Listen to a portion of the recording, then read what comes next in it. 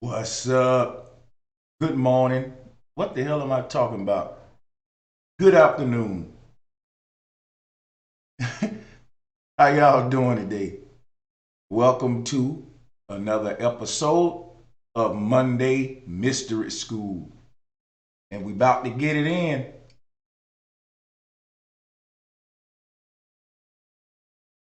Make sure you go ahead and hit that like button, ladies and gentlemen. Make sure you go ahead and hit that share button. Good to see you. How you doing today? Flat mother freaking power. Shout out to everybody in the building. We're going to get right into today's mystery school. And I want to start with an introduction if I can. Okay. Let me go ahead and get this slideshow up here because, hold on a second. Oh, wow. All right. Let me get my slideshow going, folks. It apparently it won't let me use the hotkeys. All right, no problem. Let me just redo it. So, right to go forward, left to go back. How y'all doing today? We already starting with these tech issues because my slideshow ain't acting right. It ain't letting me control it.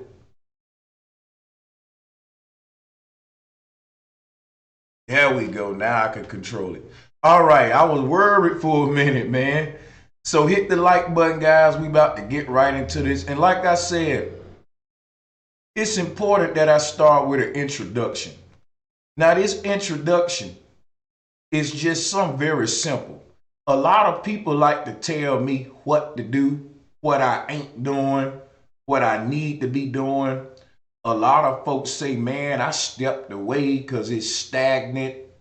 A lot of folks got negative things to say about this Black Power community. And that's fine. We still love them. Everybody got their own opinion. It don't make them an enemy. But what I find is that the people that tell me what I need to do, they don't do shit. And the stuff they tell me I need to do, I never said I was gonna do. So let me just give you some advice out there, my brothers. Don't spend your time telling other men what need to be done. Be the man that do it. Because in every man's mind, he's doing what need to be done. So if you see something that ain't being done, guess what? That's your calling. The universe called you to do that. The moment you start getting mad at somebody else for not doing an idea that's in your heart, you're psychologically ill.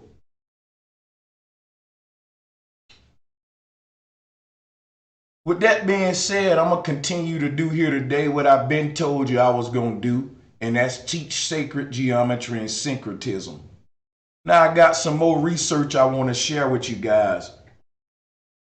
So let's start off with this. Here, let's go here. I put this up here.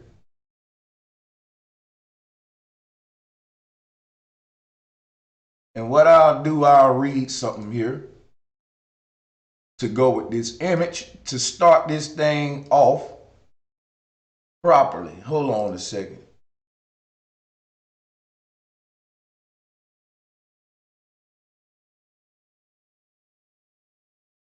I got a better way. I know what I'm going to do. Instead of having y'all read this,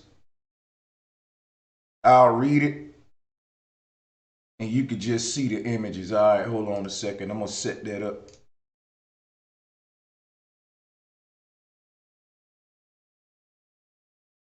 All right, so again, today we're going to be talking about the torus field and syncing it together with the cosmic Christ. And we're also going to be talking about Tartaria in relation to the North Pole Mercator's map and, you know, the four-way boulevard that became Jesus Christ. But what I want to point out in our the first thing I want to point out in our beginning phases of this video is just the awesomeness of the torus field, right? Because the torus field is basically the foundation of all these mythologies, all this sacred geometry, and all these symbols. The torus field is the only thing that exists. Everything in nature exists as a torus field, perpetuating its own torque or vibration. At the center of every torus field is a reciprocating hyperboloid. A reciprocating hyperboloid can be defined as a perpetual energy generator that generates its energy by balancing drive force and drain force, or repulsive and absorptive energy, which is also known as electric and magnetic energy. So, for example, at the center of the human's face is the nose, which is a reciprocating hyperboloid that inhales, which is absorptive or magnetic force, and it exhales, which is repulsive or electric force. All right, the nose or nostrils also shapes like the torus.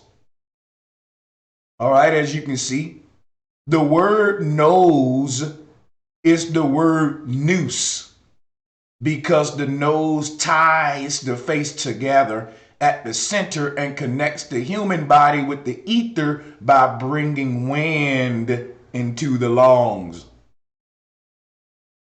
Now, this is my own research and my own writing. A lot of these posts I'm going to turn into a book. So what I'm giving y'all in these mystery schools, a lot of people are not appreciating, but they still give credit and props to like these great black teachers and leaders who are, you know what I mean? I don't get it. But anyway, let's get it in, because this deep stuff I'm giving you. Now, if you know what a noose is a knot. A noose is a point where two things are tied together. And what could that be? The nose ties together the brain with the mouth. And then the mouth and all of what we call the throat and all that esophagus area connects on downward to connect the rest of the body. But without the nose, the body can't function. You see, you'll have to breathe and talk at the mouth at the same time. There'll be a lot of choking and a lot of deaths. The nose, people, is at the center of the face, and it is a peak. It is a point. It extends off of the face because it is designed to be the instrument that allow the human body to intake air or ethereal energy, that's exactly what wind is. The wind outside is the winding of nature outside. So the wind is the wind. And it's a circuit. The wind follows a circuit just like the sun and moon. Just like your blood follows a circuit through your veins. Your vein system is a circuit system that allows the blood to flow through and is being pumped by the heart. The wind that flows through the atmosphere that encompasses all things being pumped from the center of the earth or the heart of the earth. When you inhale wind, you're basically inhaling circulation. If you stop breathing, the blood stops flowing. So the wind is processed to make the winding of your inside of your body take place. Let me explain something to you.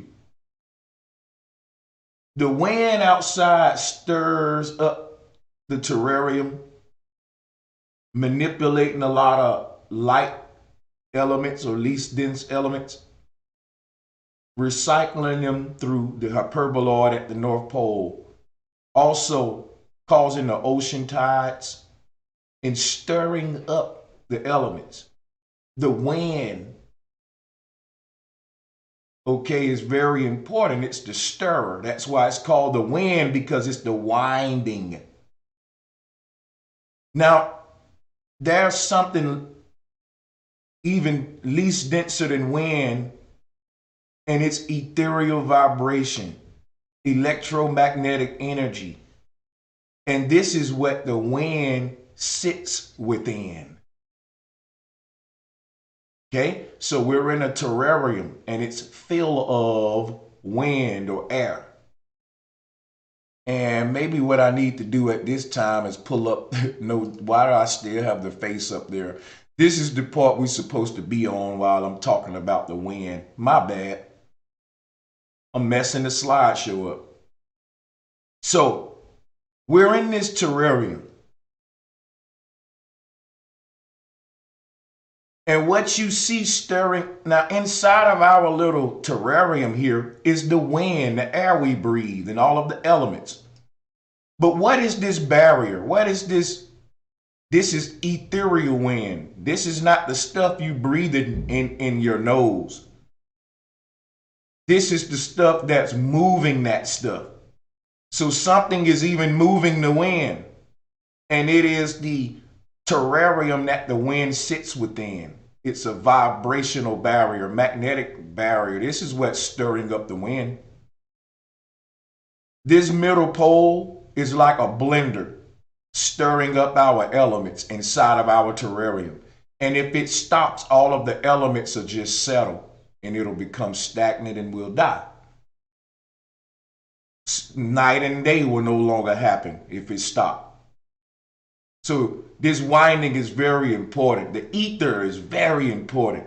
And again, it's called an ether because this fish eats up the elements at the top, spits them out at the bottom as new elements. Okay? In other words, what you're looking at here, let's look at this again. The elements enter the earth. We use them and they become dirty. The earth renews them as they go around here and they come in new again. We use them, we dirty them up again, and as they exit, the torus field renews them while they're outside of here. And when they enter again, they're recharged, renewed, and the elements are constantly being renewed like this here. And if you look at the shape of this, it shapes like your nose. Your nose is constantly renewing your bloodstream with oxygen. So what I'm showing you here is how nature builds things. And again, why at the center of every torus field is a reciprocating hyperboloid that renews everything.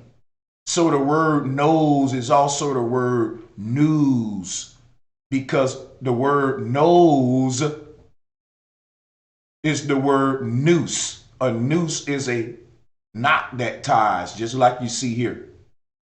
And when you say noose, you're saying news. Okay?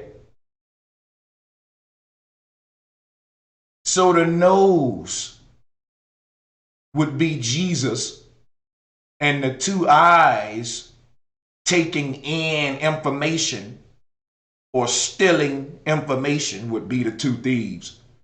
All right? Jesus come that they may have life, that they may breathe. He represents the nose.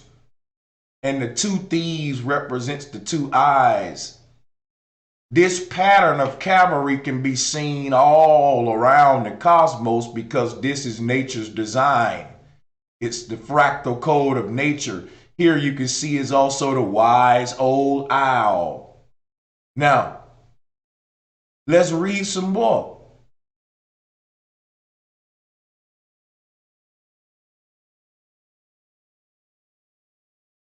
So, excuse me. So again, the word nose is the word noose because the nose ties the face together at the center and connects the human body with the ether by bringing wind into the lungs. Each nostril belongs to a lung. The nose or the breather connects us to the ether via the element wind. The nose or the breather connects us to the ether via the element wind.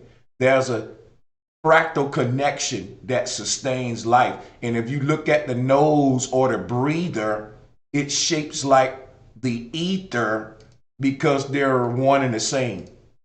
Here's the ether. Here's the breather. And they're both connected. We're connected to the ether by the breather in the middle of your face. And at the middle of every event is a reciprocating hyperboloid. At the middle of an apple is a seed, which is a reciprocating hyperboloid, meaning it can never die. The seed goes into the ground and just keep making more damn seeds. It reciprocates. It's a reciprocating hyperboloid.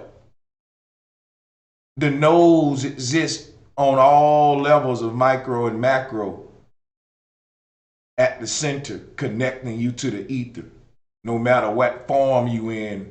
All right, the human body, the sperm cell, there's going to be some form of this. And this purpose of this is to see this fractal pattern of nature that we can tap into the ancient spiritual systems. Now, I want to read some more of my post on Facebook as we continue to sync this Christ, cosmic Christ, give you this holy grail, this, you know. So let's just continue to read here.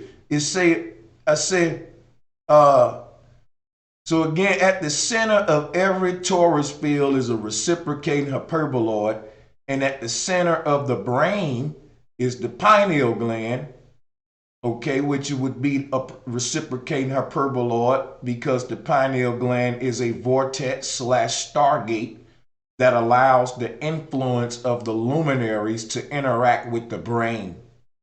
So the pineal gland is the invisible mind that sends the invisible thoughts to the visible brain so that they can be manifested into visible actions.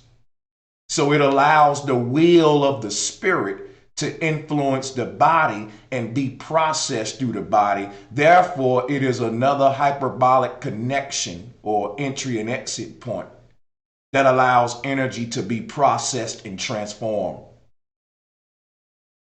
The connections between the physical realm and the ethereal realm exists at the center of everything, and everything is a torus field, ladies and gentlemen.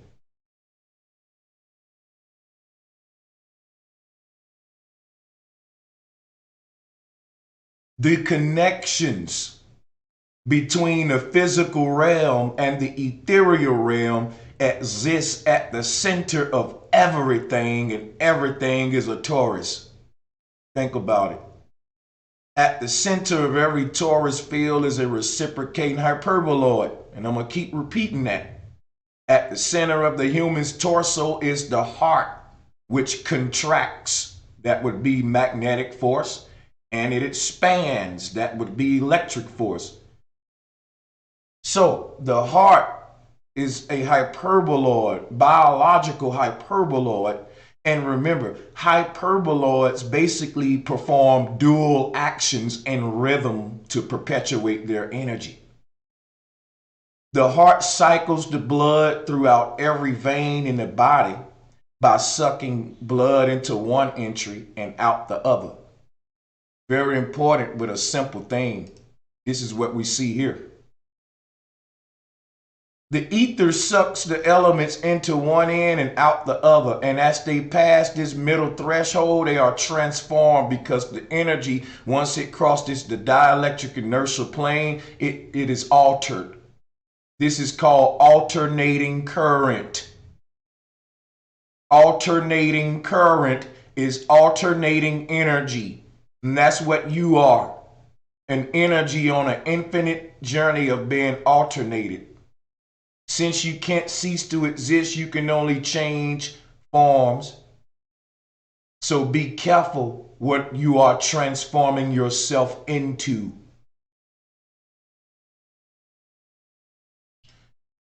Let's talk more about you and your connection with Mother Nature. See, this knowledge I'm giving you is not popular, it's hidden, it's under attack, and many men wish death upon me, Blood in my eyes, God, you gon' see.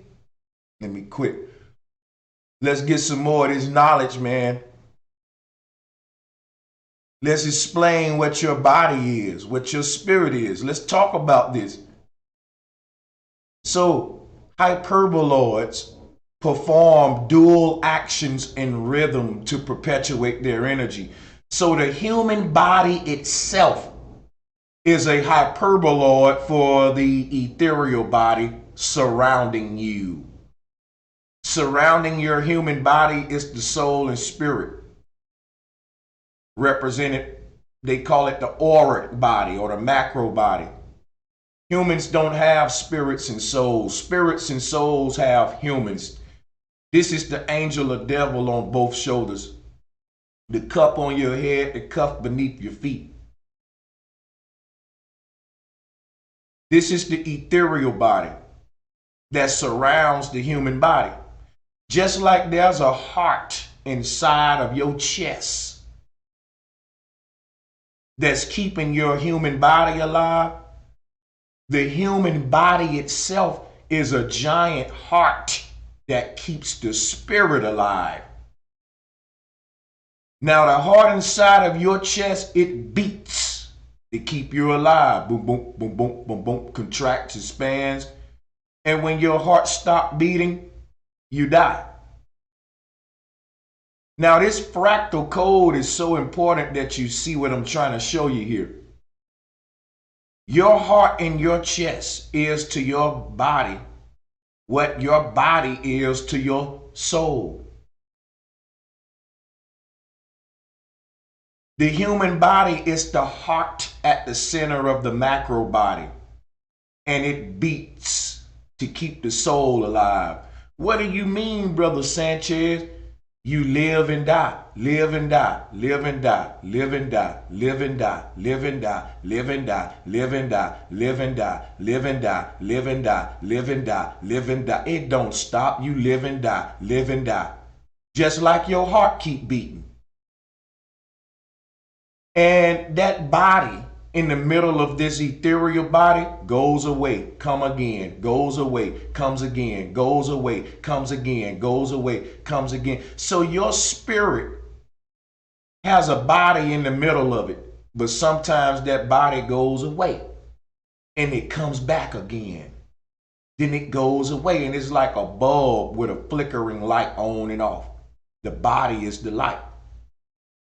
Now, every time you come and go, this spiritual body contracts and expands, because when there's a body at the middle of the ethereal body, the body serves as a vortex that's sucking the influence of the ethereal body into the pineal gland and out the root chakra. So the cup on top of your head is the body's way of connecting its soul to the body. When your body was formed, it had to anchor your soul to the body. Otherwise, you would be a body without a soul around it. So the body being formed served as a vacuum, a hyperboloid that start to suck in this light body through,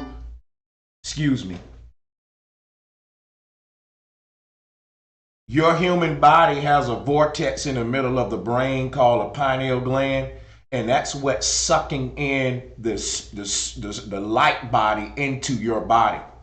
So your spirit, your soul surrounds your body, and it feels it's filling your body up. So our spirit and soul is inside of us and outside of us.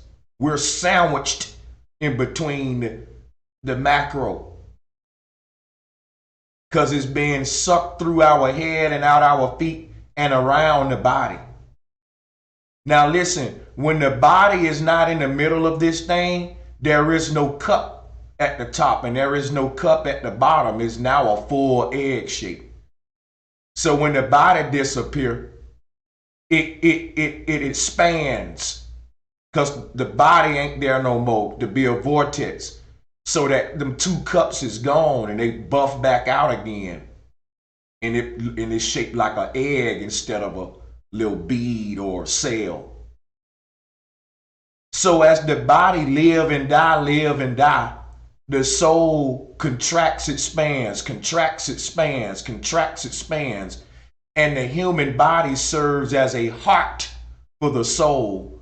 And the heartbeat of the soul is the life and death of the human.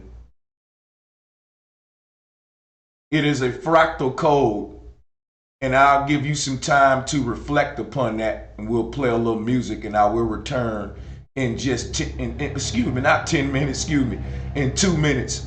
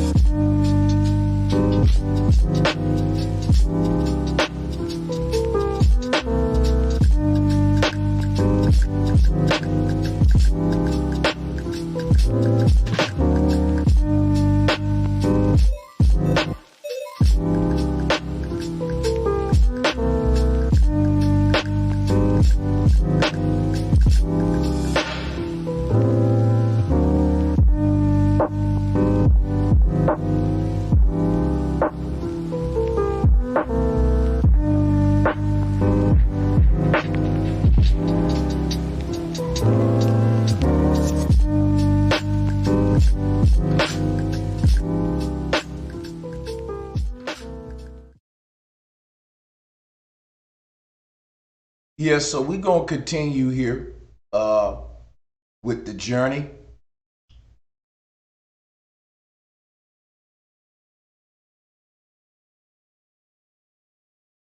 So let's go ahead and continue talking about the heart. All right, so again, the heart is a hyperboloid, and hyperboloids perform dual actions in rhythm to perpetuate their energy.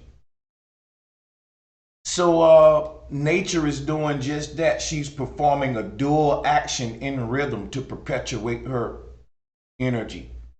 We call that dual action night and day, night and day, night and day, night and day.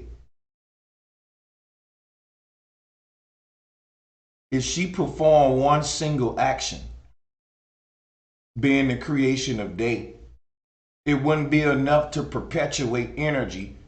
It'll be like having a battery with only one half, the negative half or the positive half. See, the only way humans can perpetuate their species is with both halves, man and woman. In creation of energy is about balancing implosion and explosion. That's what you do when you inhale and exhale. What if you only can inhale? Your lungs will fill up with air and they'll pop. So the air fills the lungs blow the air back out, because within the air is what the lungs need, not the air itself. So the air is just a messenger, because the air is the voice of the Most High speaking to the lungs, giving them from the air what they need to feed into the bloodstream to constantly cleanse the body every second. And if that stops, the body dies. They call it disease. This is the foundation of all illness. The heart's ability to not cleanse the blood properly. So understanding this, we can heal the body with the proper vibrations of the mind and the soul, because this is what controls the beating of the heart, the cadence of the heart. For example, if I take you to watch a scary movie, the heart beats faster. So we can influence the cadence of the heart, and by doing so, bring the body into a state of ease or dis-ease. The constant programming us of fear propaganda and worries and depression is to create a certain cadence in the heartbeat of humanity, a chaotic cadence. And once that becomes normalized, we age quicker and we die quicker, and everyone thinks it's normal, even though we realize that the ancients lived to be hundreds and hundreds of years old because their heartbeat was slower, more in tune with nature. They sped us up, y'all, in all ways. The average human heartbeat is way more faster than the ancient heartbeat. They lived in a slower world that was more connected, more relaxed. And they lived longer. They had different calendars synced to that different heartbeat. Right? Our hearts beat a lot faster today. We're in a faster society. So understand what I'm telling you here today and how everything is connected. The hearts of the humanity, the collective minds or the collective consciousness, everyone's blood is crystallized plasma. It's plasma. We're all pulling in the same air into our nose, and the air is programmed with the collective consciousness. Thoughts pass from one to another, and they're transformed as they enter and exit each human, and they can morph into some beautiful things or some ugly monsters. So one human have a thought of, let's just say, maybe a different position that may be a bit vulgar than the traditional ones. Every human start exercising that thought of that human, and when it's exercised by each mind, it's exercised by them in their own way. And some minds morph the idea into even more vulgar sex, which are then morphed into even more vulgar sex acts, because once information passes through a reciprocating hyperboloid, it is transformed. And once you put one thing into a hyperboloid, it comes out 1,000 things.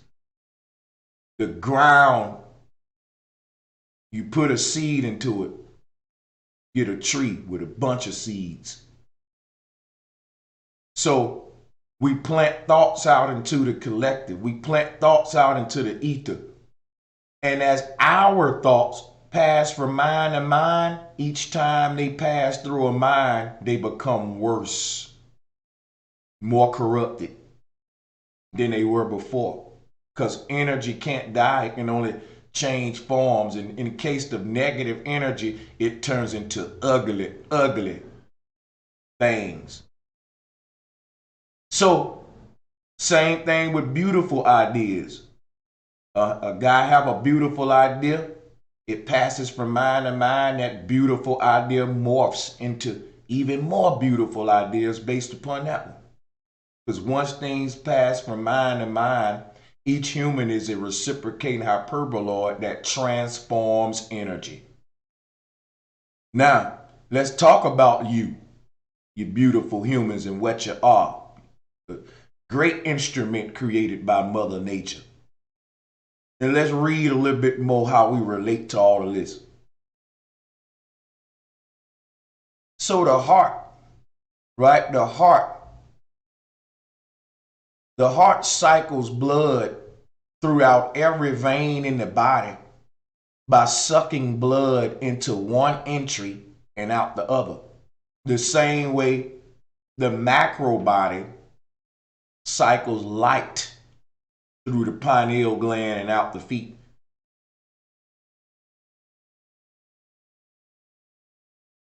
the light body or the spirit, the soul, is constantly influencing the human body.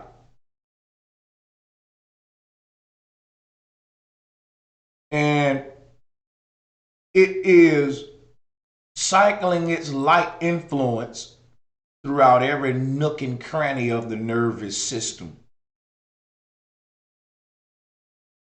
Just like the heart does the blood. And remember, the blood is liquid light, plasma. Now, let's talk a little bit more about this. Where was I? So the heart cycles the blood throughout every vein in the body by sucking blood into one entry and out the other. This dual action is the same simple action performed by the straw in your soda. Soda straw.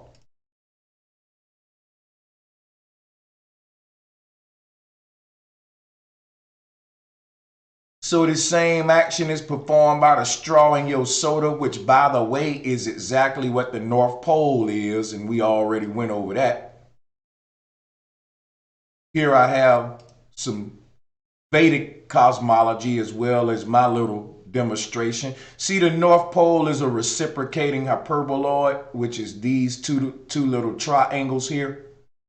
They twisting together like a braid, constantly winding like a DNA strand, contracting and expanding. Now, at some point, I will be showing you an actual reciprocating hyperboloid so you can see what it looked like. Okay? It's very simple. It's basically basically the opposite of a diamond is an hourglass. Okay? So this right here is an hourglass, but it reciprocates. So these two triangles are constantly moving up and down this thing, reciprocating by twisting, coiling together. The reciprocation process causes this middle part right here, where the two triangles connect, to expand and get skinny, expand and get skinny. In other words, right here, this pole, it gets big, it gets small, it tightens, and then it gets big. It tightens up, it gets big. Right here. And what determines that is based upon the braiding of this light. Think about a cord that's braided together. If you loosen the braids, it expands. If you tighten the braids, it contracts. So it's reciprocating. And that's what's happening right here. This little slit is contracting and expanding based upon the turning of the top and the bottom of this torus field. Right? Let's read some more. So, as the turning up, see, and another thing, the reason it's turning at the top is because as the light flows into this black hole, it's like a drain. It spirals around the corner of that thing like a drain, like and make a tornado. And all of that light is braided up when it does that. And when it comes out the bottom, it bursting outward and loosening back up again. You see? And as it bursts outward, then all of the light forms an egg, goes around and come back again and tie up again, just like they tie candy pieces together. So if you take a bunch of pieces of candy and line them up, it'll look like DNA. How you have to untwist the candy wrapper and twist it back up, contraction, expansion. That's what the earth is. So let's just read some more. We'll talk about that some more later. I don't want to get too far off track. This contraction and expansion is the result of energy entering and exiting. So think about that straw. Think about that straw, okay? When you suck in on a straw, it's tighter, it's more slimmer than when you're not sucking through the straw. All right, now let me go ahead and read a little more. So the North Pole acts like a cosmic straw that connects our earthly realm to the ethereal realm by allowing souls or electric energy to enter and exit the earth the same way a cable cord allows electricity to come and go, the same way a straw allows the drink inside of the cup to connect with your inside of your mouth. So the straw becomes a conduit of energy, of material, a highway.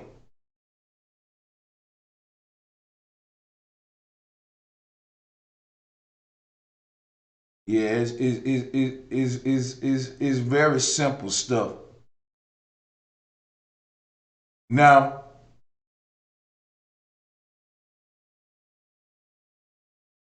where were we? So this straw at the center of the earth, or this cable cord, if you will, because maybe that's a more technical something for you electricity heads. We can use a cable cord as well. Same thing, right? Nature transports information, energy the same way humans do. So the North Pole is just like a cable cord that leads out of this earth and spirals and swirls and connects to all kind of other worlds. And this is how you came here, through that cable cord, through that tunnel system. Just like electricity goes through a cord, if you can imagine, if your electricity, what your experience would be like moving through a cord. That's what death is like.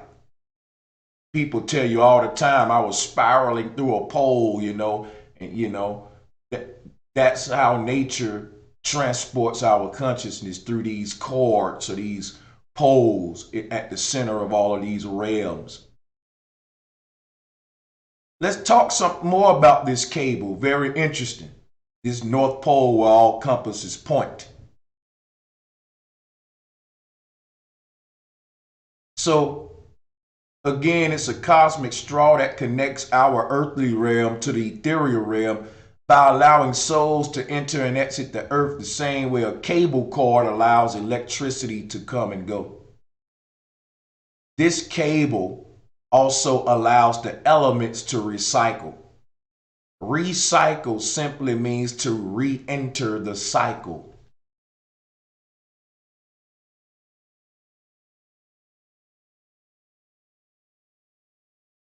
Recycle simply means to re-enter the cycle. The cycle is the pattern of the torus. It repeats itself, and since everything is a torus field, nothing can cease to exist. All things will constantly repeat the cycle over and over. This is the eternal dance of our energy constantly entering and exiting the elemental realm from the ethereal realm via the cable of life. And we see that cable of life at the middle of the torus, backing up what I said. At the center of all things is a reciprocating hyperboloid. You can't escape this. You can't escape. You can't find me nothing in existence and point to the center of it, and I can't show you an active balance or a reciprocating hyperboloid. Ain't no way around this law. I could show you contraction and expansion at the center of everything, or as the main function of all equipment or technological mechanisms. So, not to get you all just bent out with the geographic center, at the center of the construct of the device, but mainly geographically at the center because it's the most ideal way to build that motherboard or that centralizing aspect, you know.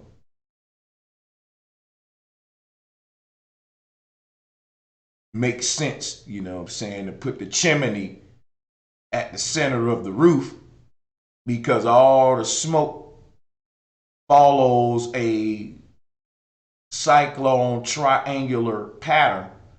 So the roof shapes like a triangle. It would make sense to put the chimney at the top, right in the middle. So that I'm just giving you simple examples of why we say at the center of everything is a reciprocating hyperboloid. Now, let's go to this Jane cosmos. All right, because right here on the left is look like an hourglass. This is basically the counter space of a torus field. You have space and counter space. And space is what we're walking around in. We're inside of this thing. This is the space that we live within. But outside of this, or outer space, is counter space. Counter space in space. We don't mean space as in emptiness. We mean it as in room, potential. You know, real estate. Don't mean nothing's there. Mean everything's there for life, you know, to just waiting for you to get flowers to bloom. It's like so much potential there, you know, potency. All right, so the Jane's idea of the cosmos was a torus field. And what they did was they just took the hyperboloid from the middle of it and they basically gave reverence to that because this symbol is an apple core. Let's show you something.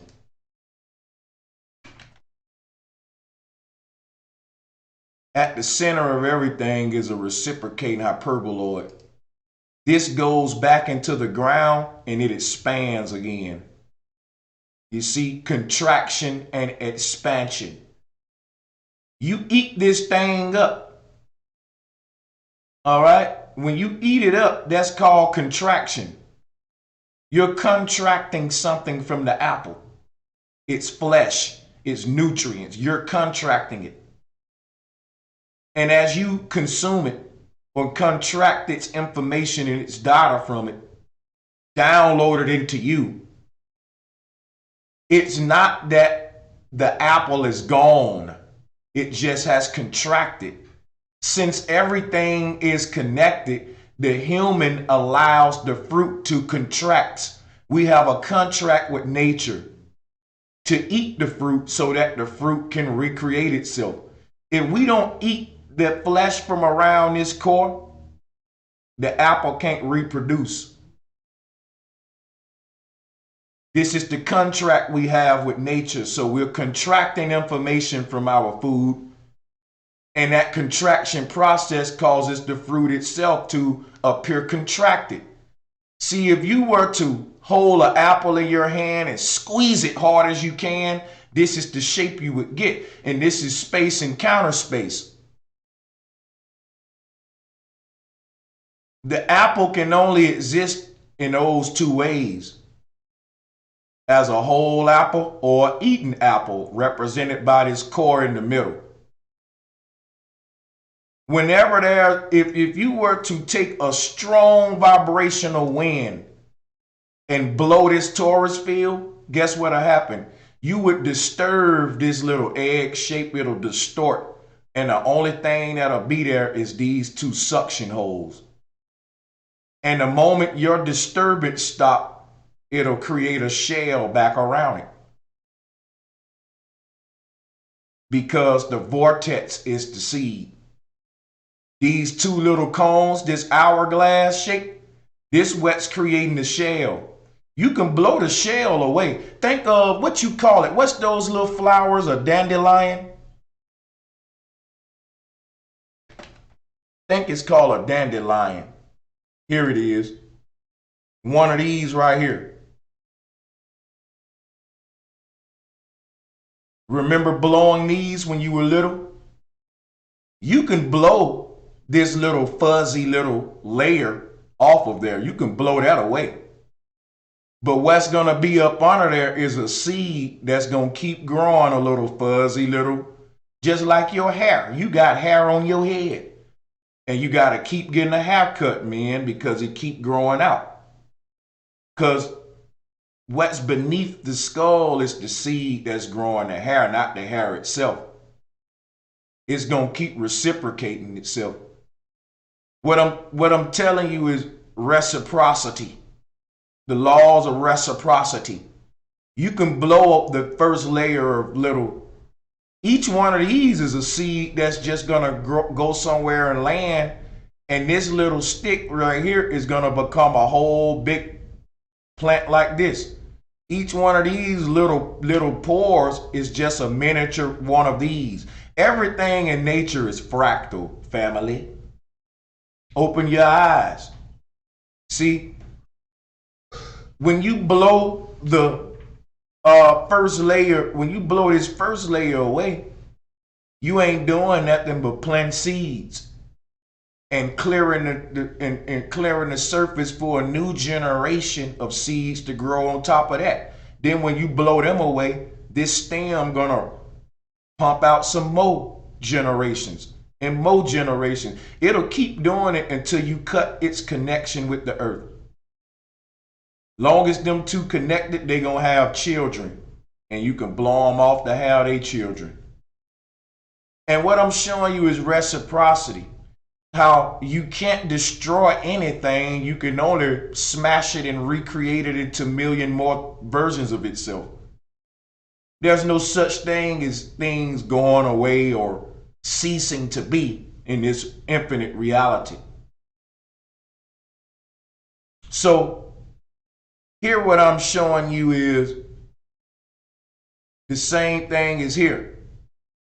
This shell, all right, if it was a stronger vibration blowing this thing, you can blow it off of its core. But the moment you stop that disturbance, the seed right here will pump back out another shell around it. You can't get rid of the shell forever. You can only overpower it temporarily. But as soon as you leave, it'll be back, creating this shell around itself again. That's all. And that's the same thing we call life and death. So I want your mind to tie this thing together. In the Norse cosmology, they had a deity called a Dagda. And he was the supreme god father, the tribe protector, represented by an oak tree, and ruler of the spirit realm, commander of the fairies' army, masculinity, fertility, a corn god, and controller of weather and crops and resurrection. This became Jesus. This deity predates Christ, and the two loops on each side of him that ties him together are the two thieves that were surrounding Christ on Calvary. This right here, my friend, is an early version of Jesus Christ. Remember, Jesus Christ is the Father, right? And represents resurrection, right? Here it is right here, the Father God, Supreme God, all right, and God of resurrection, everything we say about Jesus.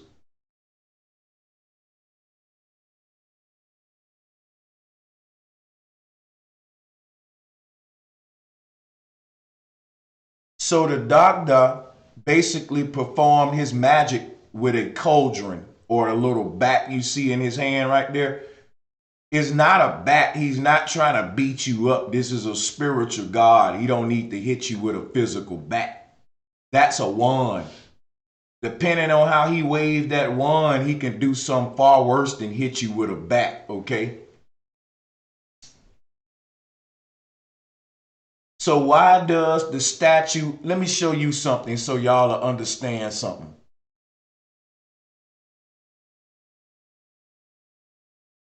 Because you don't really know what I'm telling you unless I show you comparative images of the modern world. We worship the Dagda today because it's the only thing in existence. It's the Taurus field. The Statue of Liberty is the modern day Dagda.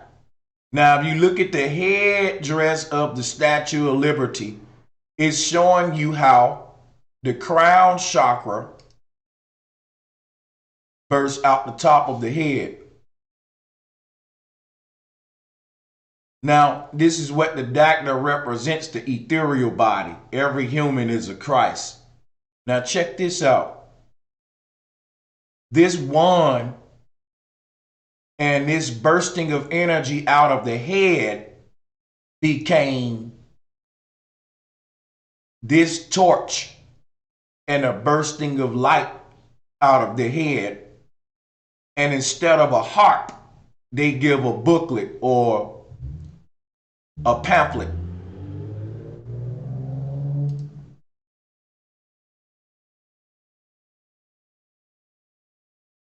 It's the same deity. This is the secret of secrets that I'm giving you. And people act like I'm just some dummy, man. I don't get it. I'm showing and proving. And they say, well, you using Google. And the idiots just don't know that I found their YouTube channel through Google. My God. Like, Google controls everything internet related because it's a search engine. And we have to search the web, right? So either you're going to use Google, Bing, Yahoo, or some kind of search engine. But see, this is what they do to deflect from the fact that we dropping facts. We're dropping knowledge. The truth hurts. So people, well, he put it up using Google. Well, I also found out my dinner recipe through Google, and I get my directions how to get around to certain areas through Google, and it don't fail me. Google ain't nothing but a search engine. It ain't gonna tell you what to search for. That's the trick. If you want to find the truth, you can find it through Google. Yes, you can. But if you want to find the lies, guess what? You can find hella lies through Google. Google gonna give you what you're looking for. It's just that they program you to look for the lie. Google don't tell lies. I'll debate anybody on that. It don't tell nothing. It's neutral. It's just a damn search engine that allowed the world to put all this information on it. It don't tell. Google ain't they listen, man. We putting the damn content on the web. Google just providing the damn engine that you need to search through all of the shit. Duh. It's crazy that I gotta teach humans how the internet work in 2018. Excuse me. Now that's a blooper. Brother Sanchez, you're a year behind, but it's 2019 now. Won't you Google that? But yeah, this deity called a Dagda is the modern day Statue of Liberty. You can see they replaced the harp with a book, and the little torch, the little wand became a torch. So yeah, we're gonna keep on moving with this, and we're gonna some more of this syncretism, because contraction and expansion, reciprocating hyperboloids. That's what this is, people. When this thing right here goes into the ground, it turns into a tree. Yeah. When you throw this right here into the ground, this transforms into a tree. In other words, you can't get rid of it. It's contraction and expansion, because when you eat it, that's contraction. You have condensed the information now into a seed. When that goes into the ground, it expands into a tree. Only thing that exists is contraction and expansion. This is what the sine wave represents. This is what the sine wave represents. So the opposite of a diamond is this shape. If you squeeze a diamond in the middle where it's bulging out, it'll become an hourglass, because all of that energy at the middle would burst out the top and bottom. So the only two polarities in existence by which energy is transition, when we talk implosion and explosion, space and counter space, you can look at it just like that, hourglass and diamond. A full basketball full of air would be a 360. And if you squeeze that basketball at the middle tight as you can with both of your hands, that ball, that basketball will turn into an hourglass. Shout out to Kiana Franklin. Just sent me $20 on Cash App. Appreciate those Cash App donations, my people. I appreciate all of y'all's support. Especially the super chat donators as well, in which I'll be calling all of those super chats out here in a minute. So check out what I'm telling you. You take a basketball, you fill it up with air, perfect 360, just like the apple. And what's the opposite of that? Well, squeeze that basketball hard as you can at the middle, and then all of that air is going to burst out the top and bottom of that basketball, and it's going to look like an hourglass. This is nature's two ways of transmitting energy. So study an implosion and explosion. See,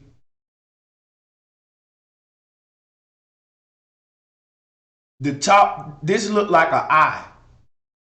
I'm saying an eye and always like an eyeball and a lowercase I. An eye and always. That's what this is, an eye.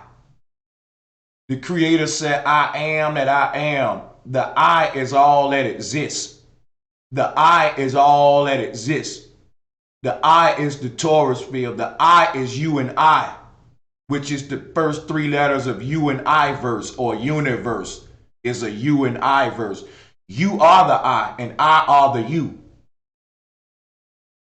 No matter what your name is, every human call themselves I. I need to do this. I need to do that. I need to do this. I don't care what your name is. We all share the same name called I, because I is all that exists. I is the name of the Creator.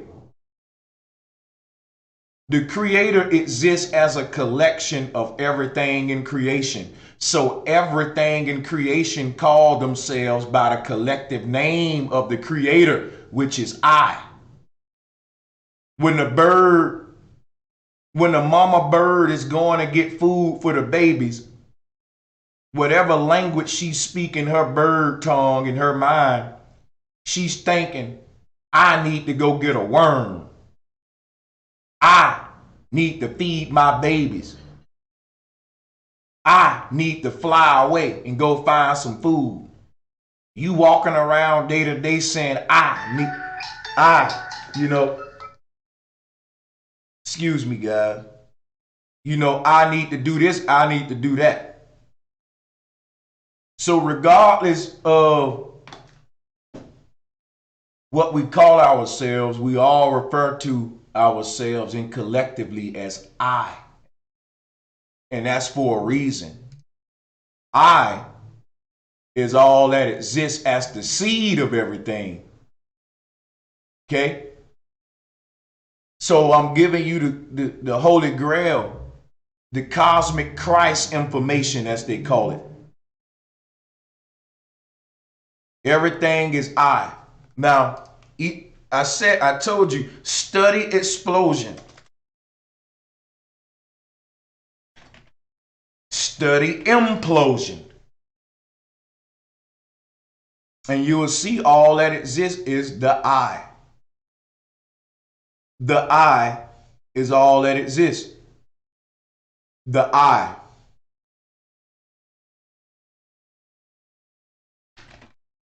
The I is the stitching. It's the hourglass. The I is the womb that you came out of in between your mama legs right here. It's the stitching in the middle of a football. known as DNA strand. When you start stacking all of these eyes together, you get a railroad track. You get a zipper, a connection point, DNA, a Cuban link. Okay? This is what an explosion is. And guess what, people? You are an explosion. And everyone is a I. Okay? Now, we got to read some more.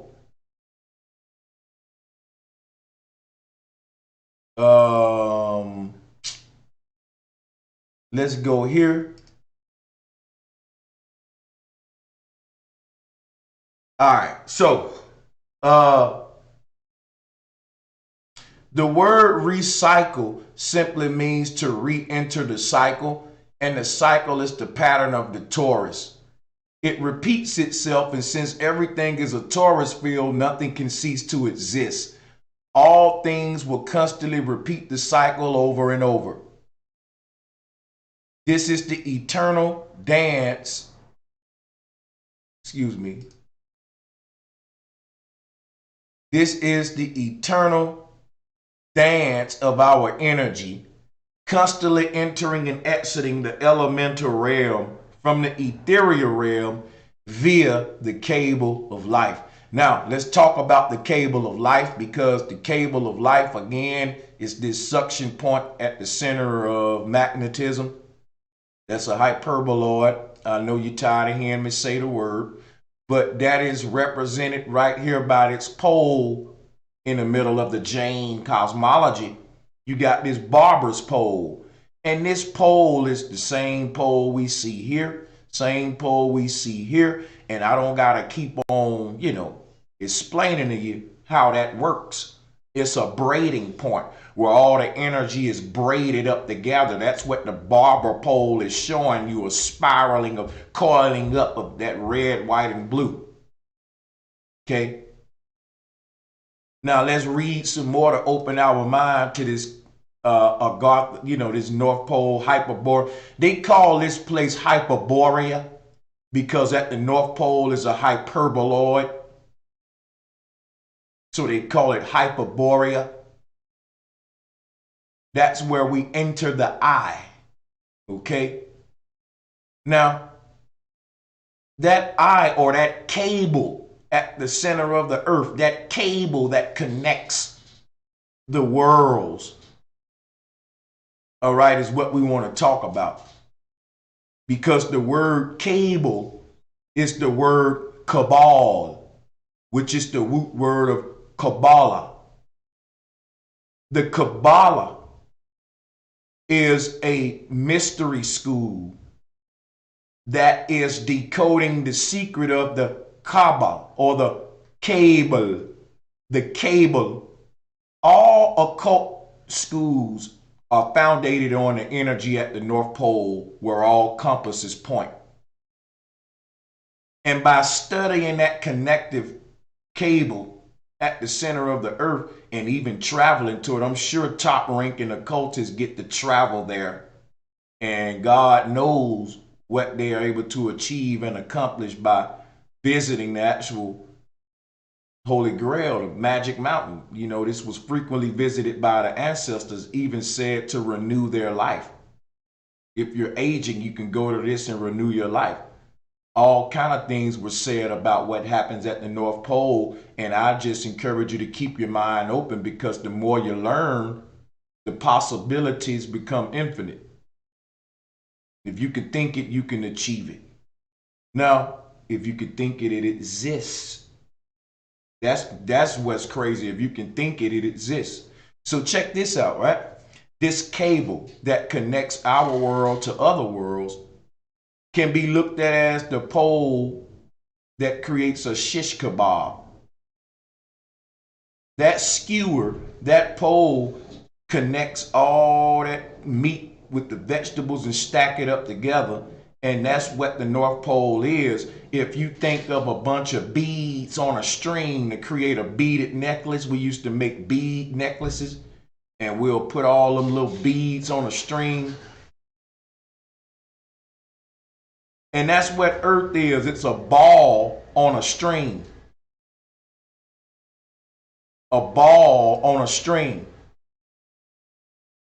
Everything is a strung on a, this is string theory. Everything is strung together. Everything is a torus field, and at the middle of that torus field is a string that connects that thing to the ether, because all things in nature got to be plugged into the ether, just like all things in your house that's electric got to plug into the wall. The ether is the wall, and all things in this earthly realm has a crown chakra that connects them to this moving wall, or what some people call a silver cord.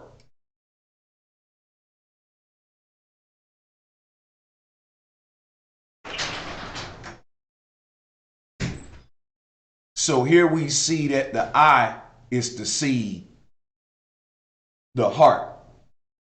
So this is a reciprocating hyperboloid. I already explained to you how it contracts and expands.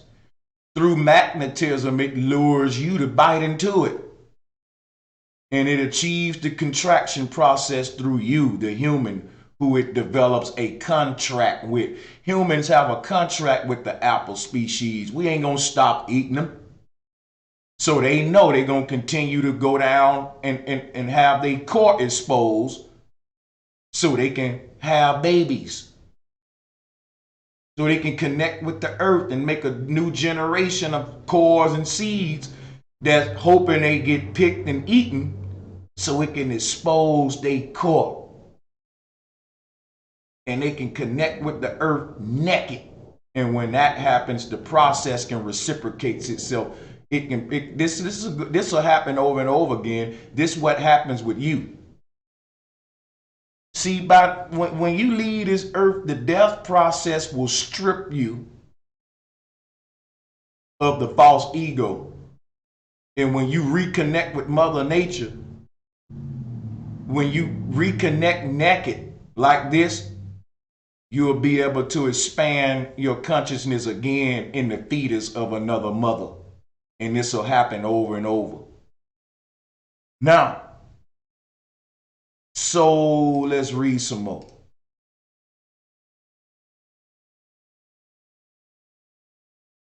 So this is the story of Christ.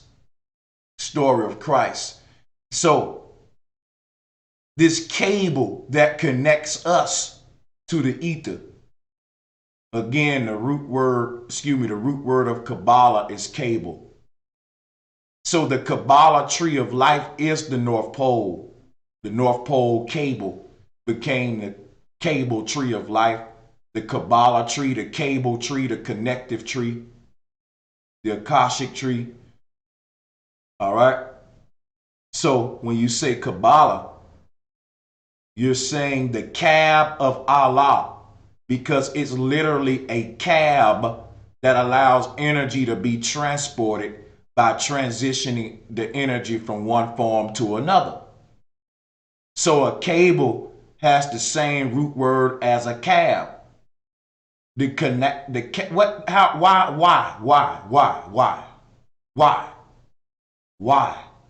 why is that so?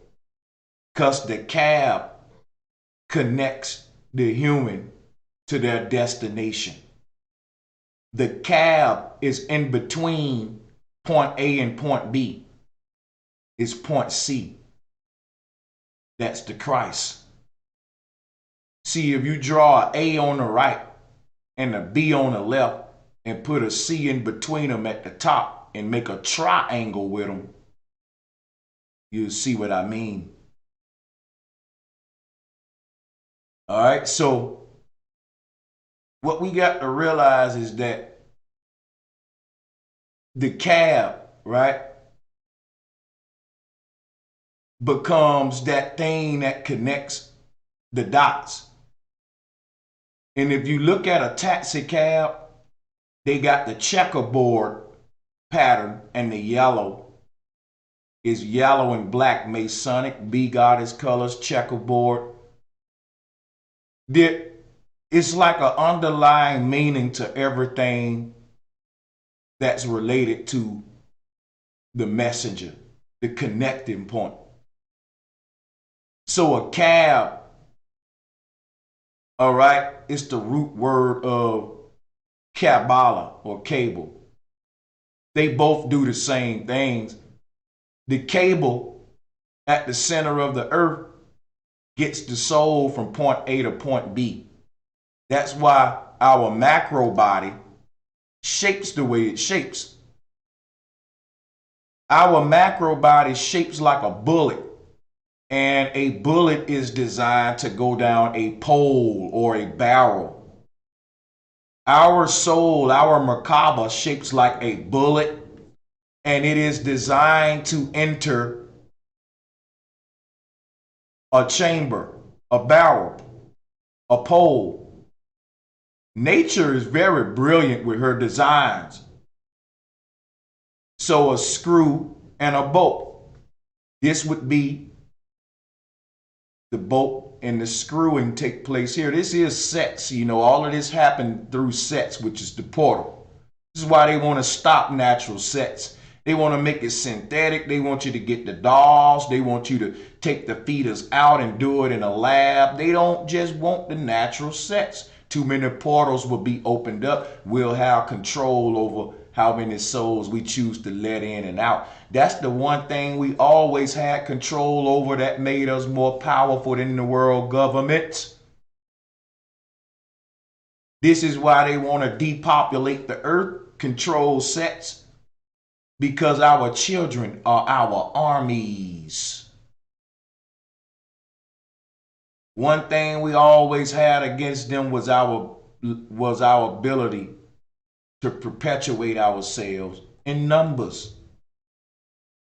The law of reciprocity always worked on our behalf. So you may win one time, but give us, man, I say a decade, and we'll have been a breed of the whole army ready for war again. How do you stop? That's like moving into a house with a big weed problem. And you thought you just defeated them weeds. You got your weed whacker. You went out there, you tore the yard up. You got all them weeds out, man. Yard look immaculate. You come outside 3 days later and it looked like it's even worse than what it was. And you suddenly realize you can't win against these weeds because every time you chop them down, they just multiply. So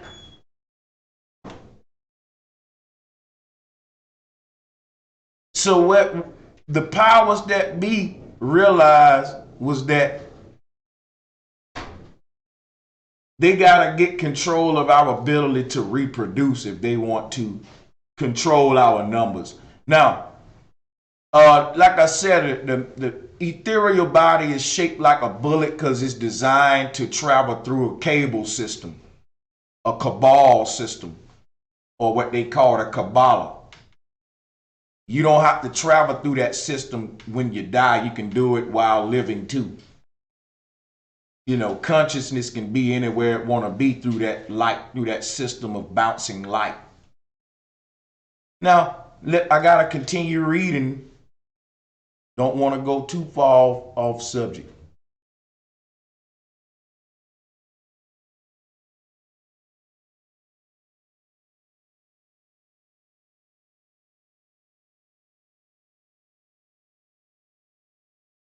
So the cab of Allah is literally a cab that allows energy to be transported by transitioning the energy from one form to another. This is what happened when you were conceived in the womb, and this is what happens when we are received back by the earth. At the center of every torus field is a reciprocating hyperboloid, and the earth is no different, people. At the center of every torus field is a reciprocating hyperboloid, and the Earth is no different. Earth is a huge torus field, and the North Pole is a hyperboloid that reciprocates just like the human heart, creating a vortex that will continue to spin the sun and moon for eternity. There is only one design of nature, and that is the torus field, which is a fractal pattern that is the foundation of all things in existence.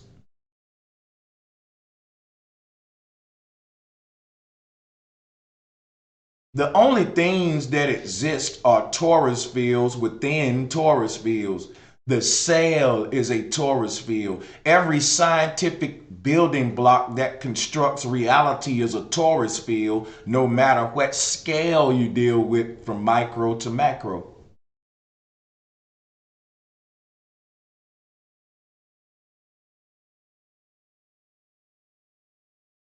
And this is so true. It's true because nature is so perfect that she didn't have to make many designs, because she made one design that was so stable and perfect that she only had to make many variations of that same design. So everywhere we look in micro and macro, we see the fractal code of nature all around us, because the design was so perfect. It was nothing else that can be created afterward. Something so perfect, man, that you can't do nothing but variate its perfection, but you can't make nothing to oppose it or compare to it. That's what we're talking about when reality was constructed. It was one thing, and that one thing was variated. So again, nature is so perfect that she didn't have to make a bunch of different designs. She only had to make one design and variate that one perfect design many different ways. Very simple. Mother Nature is the maintainer of infinity, and you cannot create more of infinity. Mother Nature does not create new elements every day. She maintains infinity by constantly renewing the elements that have always existed. And she does this via toroidal flow, which is the holy grail of creation. That completes the first section of Decoding Christ, decoding the cosmic Christ. That completes the first section here. You can see why Christ is the renewer. Okay, why Christ is said to renew all things. He comes that all things can be new again. All right, because Christ is a personification of the great mother, which renews and recycles all things. Now, they want people to worship Christ today and curse the great mother. And these Christians do that by making up stuff like the Saturn moon matrix, making you get scared of Mother Nature's recycling process. When you die, this is going to happen. When you die, nature got a process that she already constructed without your dumb ass having to overthink a goddamn thing. That's just like when you was a baby and Mother Nature was putting you together in the womb.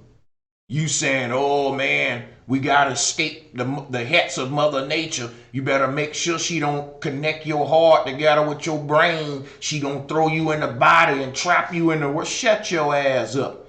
They want everybody scared of Mother Nature's beauty and worshiping a damn man, saying, I want to go be born again through Jesus and come out covered in boo-boo.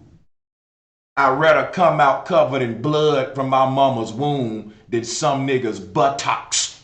He can't give birth to a human. Wake the hell up.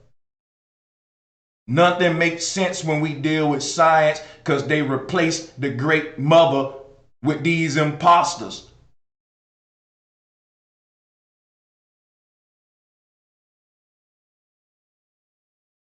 It's the motherly aspect that renews all things. It's the manly aspect that use all things. Man is a depleter. Woman is a replenisher. Man is electric. Woman is absorptive, magnetic. If man don't take away, she can't exercise her giving power. So there's a beautiful marriage there. Subtraction and plus. And together they create a spiral. Because when you take the plus sign and you slant that subtraction sign to intersect that plus sign, it becomes a star or asterisk that spins for eternity. And that's the male and the woman, the pin of the plus and the minus coming together to create the spiral, the vortex.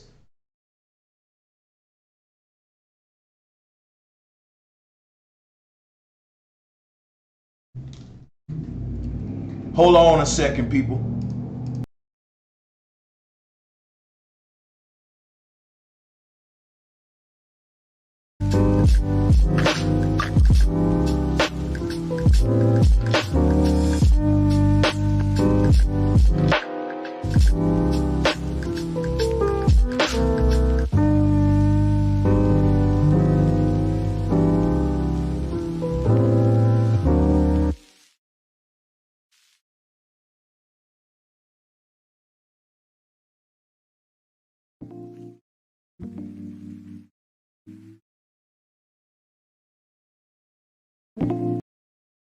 All right, so like I said, that completes the first section of our mystery school as far as the decoding of Christ / Yeshua.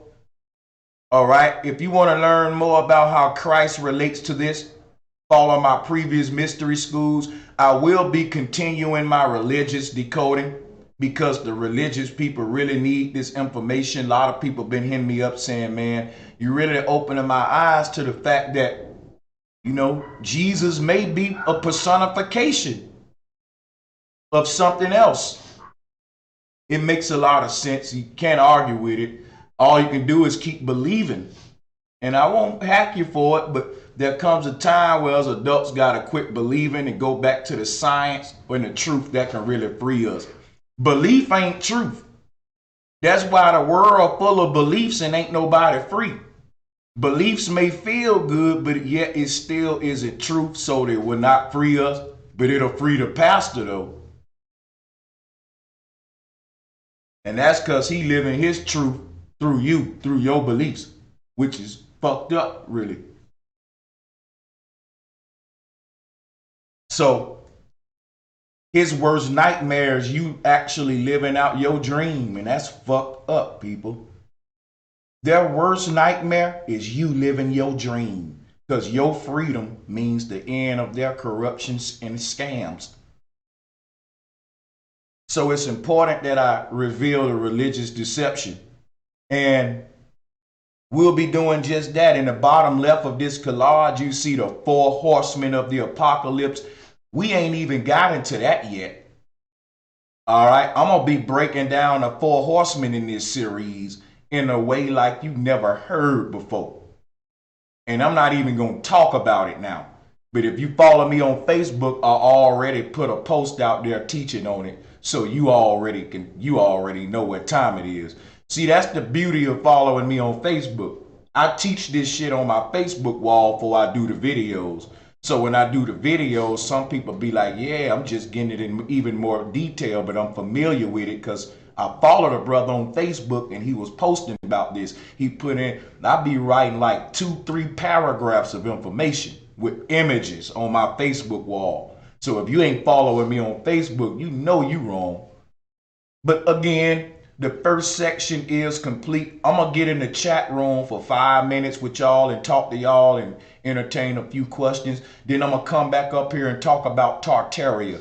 All right, but I'm going to take a 5-minute break and politic with y'all in the chat room. All right, just a quick minute to smoke me one and get ready for this Tartarian slide.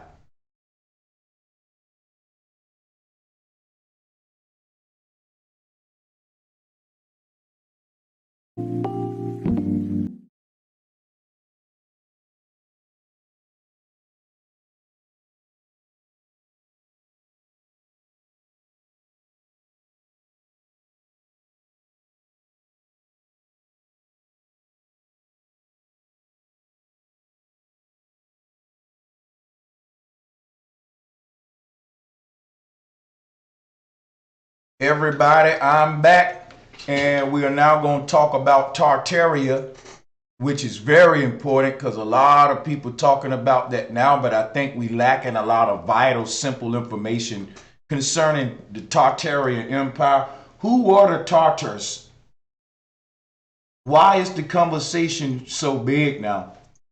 Oh, you finna learn a lot today. Make sure you hit the like button and share button. Let me give a big shout out to the people that gave super chat donations. That would be my brother Mind's Eye. No stagnation in here. A lot of people are just lazy. That's facts. Shout out to my brother Rugged G. Appreciate the support, family. Shout out to B-Boy Art. Appreciate that support, my bro. Said your info is so valuable. Thanks as always. I shall be working on my own experiments in free energy devices, flat power, and much love. That's what the hell I'm talking about. Shout out to B-Boy Arch. Shout out to you, Mind's Eye. Phil Brown and Golden Spark. Shout out to you, my brother. Appreciate all of you brothers. Phil Brown says showing a little love to my favorite channel. That's what's good, my bro. I really appreciate y'all's support, man. That's love right there. And we're going to get on into the Tartarian Empire here. You see, because one thing that's going on right now is there's a huge agenda on flat earth to ignore our true ancestral homeland that Mr. Mercator spoke of.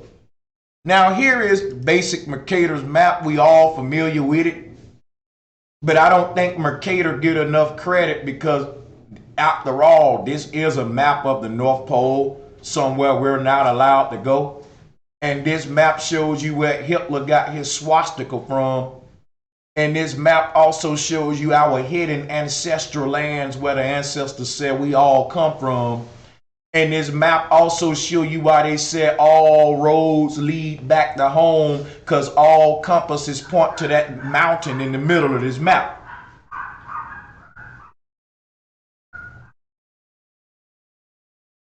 All the compasses point to the mountain in the magnetic mountain in the middle of this map.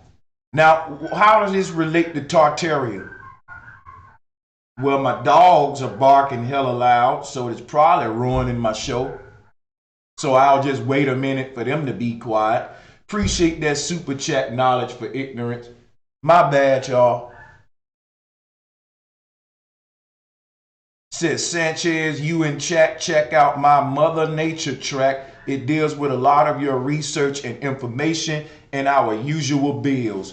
Thanks for the support, HOTC family. Big shout out to HOTC. Big shout out to that brother Knowledge for Ignorance. Getting constructive and actually putting something out there, man, with the information. That is something I'm gonna stand behind and support, and I will play that.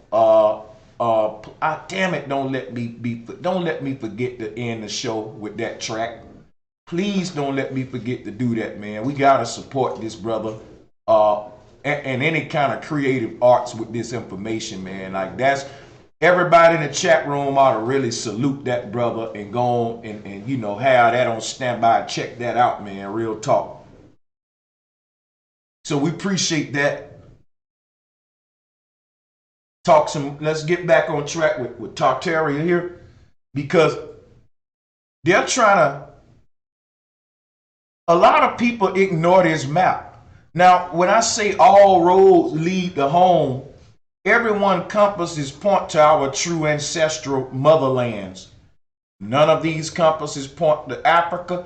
None of them point to Cambodia or Ethiopia. None of these other places that they said are our true homeland. Even they said someplace over there in Europe where they found Noah's Ark is the true homeland. But yet and still, all the compasses are pointing to some place off map where they telling us we can't go to.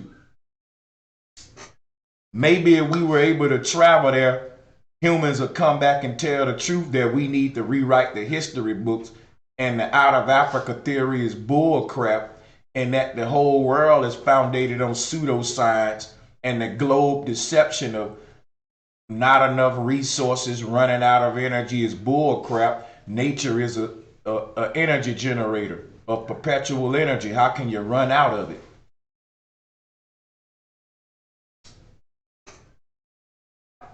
So even on flat earth, you got agents, implants there that's only want to keep everybody in oohs and ahs about Tartarians and Hyperboreans and Atlanteans, and they don't want to talk about the real magic of electromagnetism and how to generate energy and the secrets of what Nikola Tesla was getting into when they, because they're agents, they're working for the powers that be. It's deeper than the shape of the earth and fantasizing about Atlanteans and Lemurians and all kind of pseudo crap, but you can't generate your own energy though. That's my beef with Tartaria.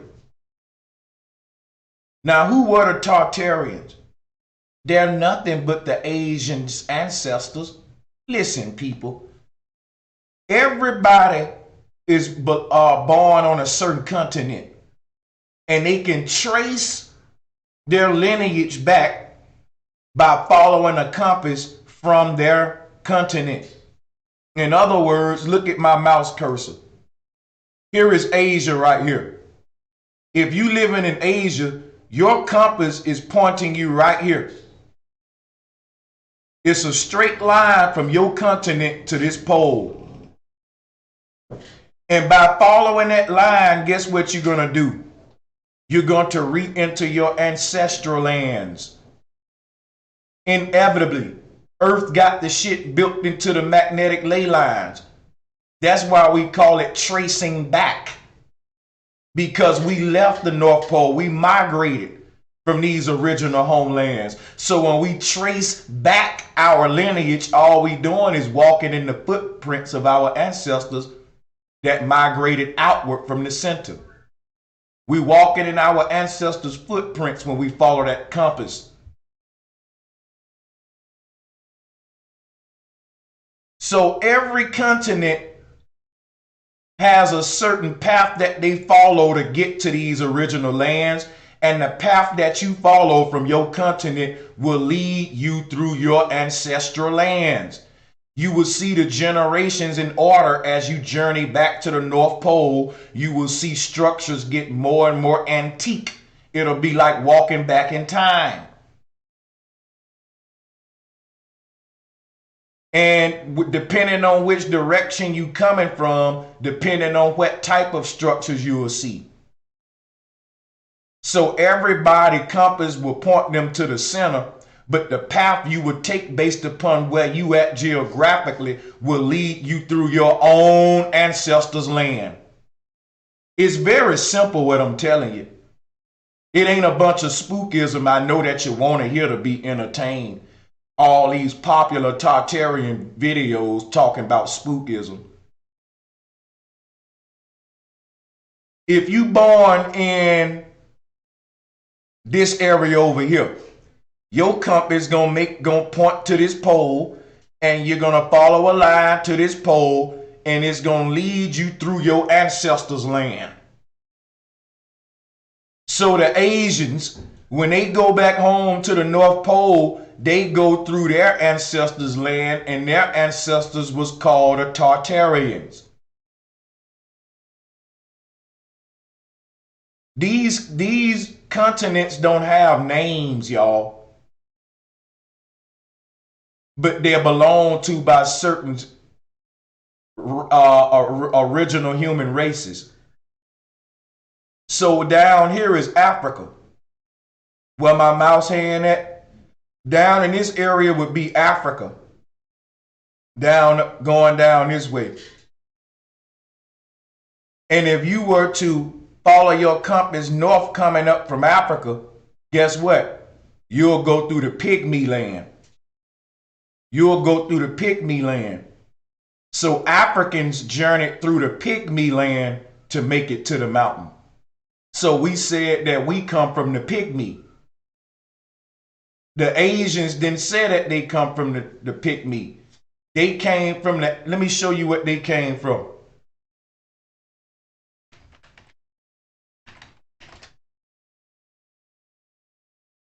Hold on a second. These are Asian pygmy, what you're calling Tartarians. Now in this video, I'm doing something that not many people gonna do because they showing you giant images of Tartarian. Listen, get the giant shit out of your head. Well, don't get it out of your head because I do believe in giants. I think giants were real. But I'm saying don't only focus on the giants, because when you read about the North Pole, they tell you that there were elves. They tell you that around the North Pole were elves. All right, around the North Pole were elves, and if you give me a minute, I will show you what those elves look like in different races for a second. Give me a minute.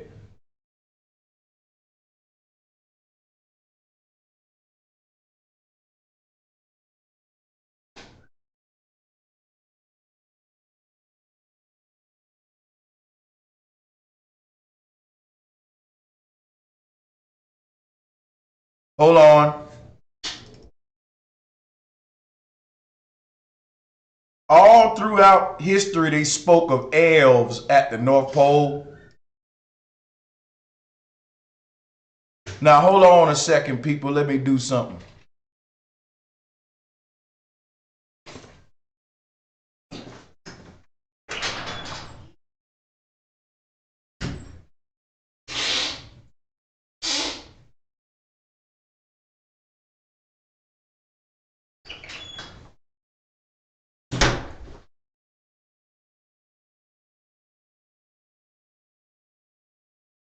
So let's get back on track here. As you can see is Mercator's map, and you have the dwarfs that was greeted by the expeditioners. You all see that gentleman, that regular size human are us. We are the. What happens is we've journeyed back to the North Pole. Now they stopped most of the world from journeying back because they changed the maps. But some elite men still journey back, and I do believe that as we speak, there is a war going on between the dwarfs and the regular humans. I believe if we were to go to the North Pole now, it would be a war zone. Hold on a second, because there's a lot going on in my background. It's fucking really irritating me. Hold on, guys.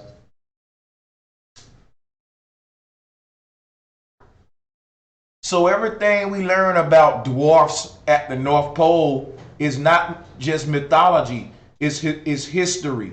It is untold history, because that untold history was told to you in the form of mythology, Santa Claus and elves. So here we see that there are dwarfs around the North Pole, and there are giants. I'm not canceling out the giants. I'm just showing that we can prove the dwarfs now. We can prove these dwarfs, and I don't see the huge giants still walking around today. I do think they exist around the North Pole area. I don't think the giants actually left, or the Jotun, the Nephilim. They never left. We migrated outward. The giants didn't.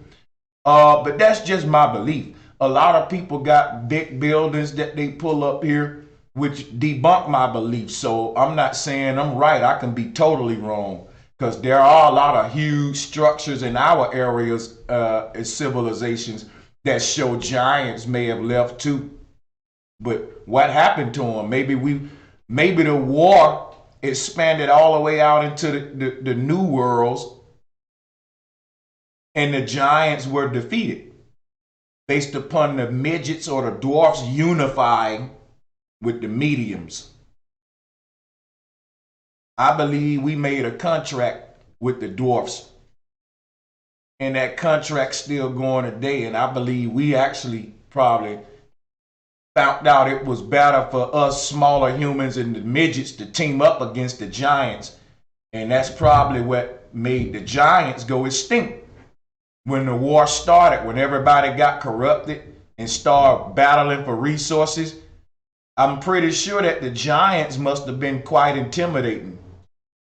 So the midgets and the medium-sized human would naturally come together against the giants and exterminate them. That's just a theory, though.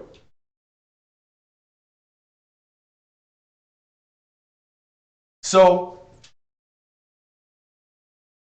these dinosaur bones may not be fake bones, people. They may be the bones of giants put together and assembled to look like another creature. So, hey, gotta keep an open mind, man.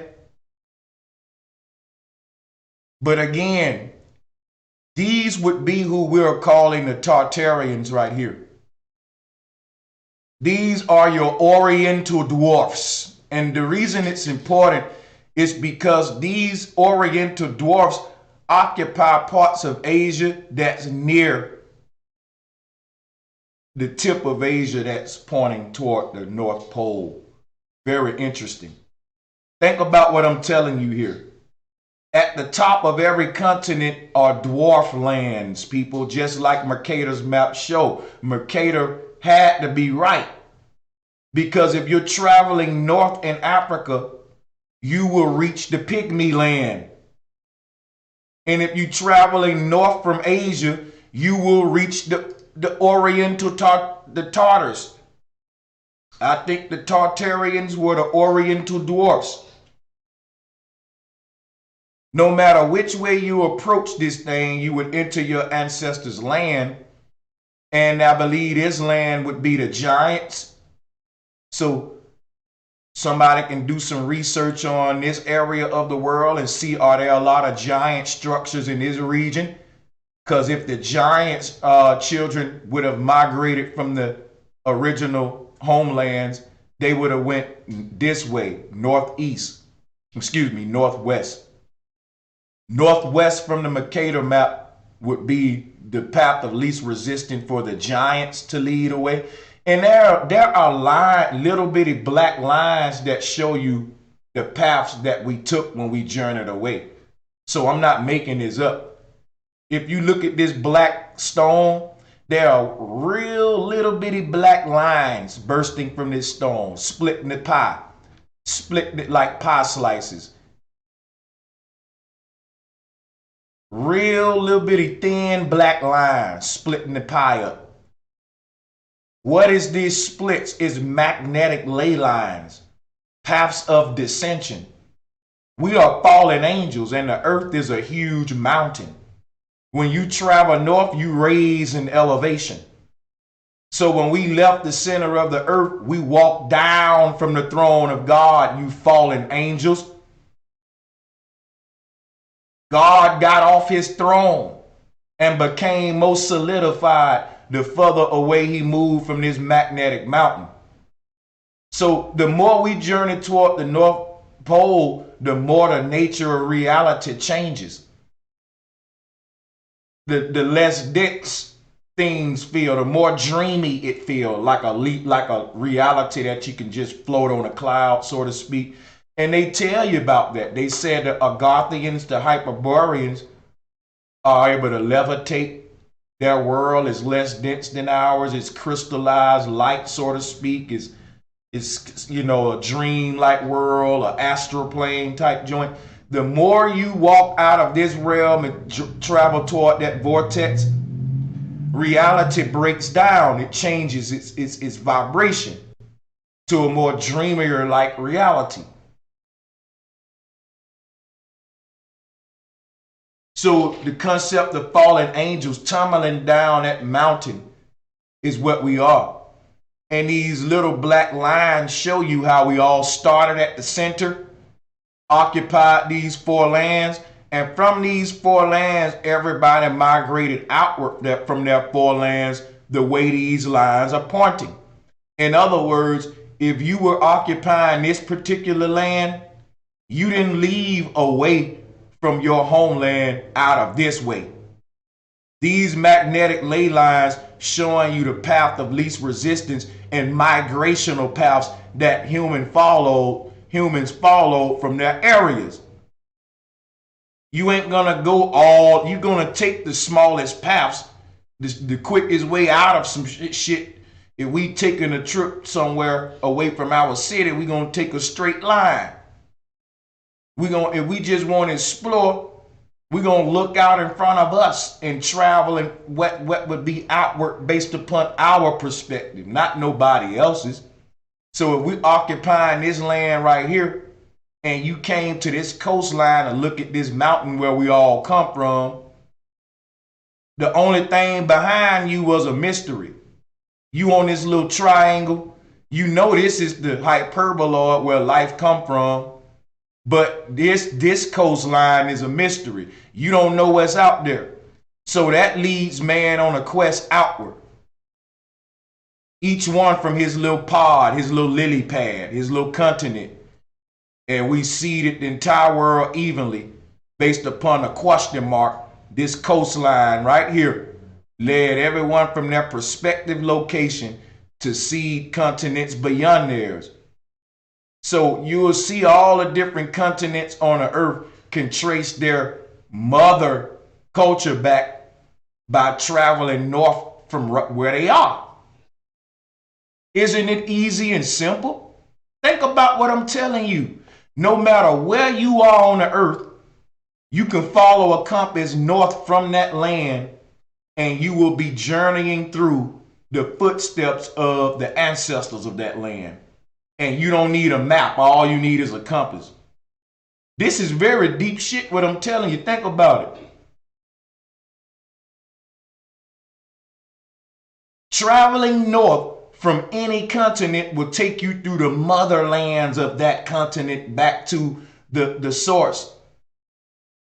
It's well organized, man.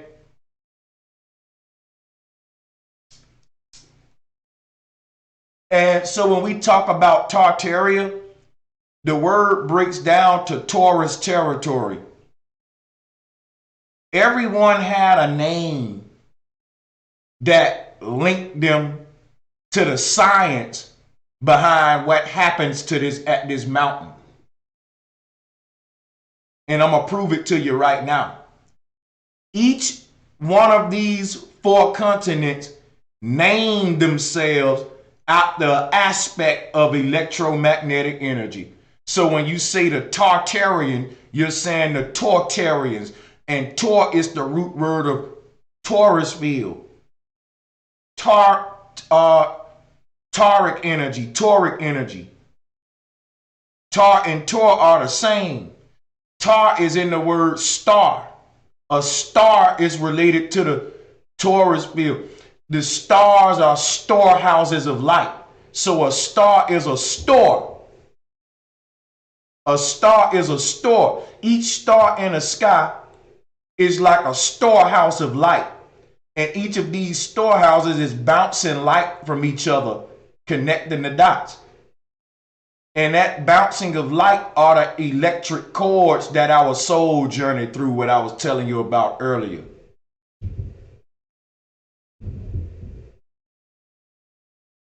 So you got big old worlds that are shining light balls.